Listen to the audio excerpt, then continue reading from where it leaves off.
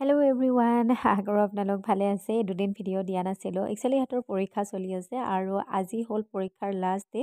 সেইকাৰণে ৰাতিপুৱাই একদম উঠি পেলাই অলপমান মনটো ফূৰ্তিও লাগি আছে। বাকী পৰীক্ষা যি হওক নহওক আজিৰ পৰা পৰীক্ষা শেষ হ'ব, গতিকে একদম ইহঁতৰ পূৰা মনটো ফূৰ্তি আৰু লগতে মোৰো অকণমান আজৰি লাগে। আমাৰহে অকণমান বেছি ভয় লাগি থাকে পৰীক্ষা কি হ'ব কি নহ'ব। আৰু সিহঁতে স্কুল যোৱাৰ পিছত মই মোৰ কাম মনত লাগিলোঁ। আৰু এই হাতত যে লৈ আছোঁ এইকেইটা চিনি পাইছেনে?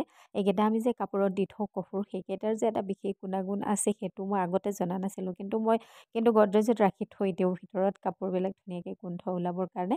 এই কক্ৰচবিলাক যে যিমান আমি লাল হিট মাৰোঁ বা বেলেগ দৰৱ মাৰোঁ, থকা সময়খিনিহে মানে মৰে, তাৰপিছত আকৌ হয়। সেইকাৰণে ড্ৰয়াৰবিলাকত আৰু এই যে হাৰমনিয়ামটো দেখুৱালোঁ এনেকৈ চুক কোণবোৰত যদি কফৰ এটা দি থৈ যোৱা যায়, তেতিয়া তাৰমানে কি কক্ৰচে বাঁহটো ল'ব সুবিধা তেনেকৈ নাপায়। আৰু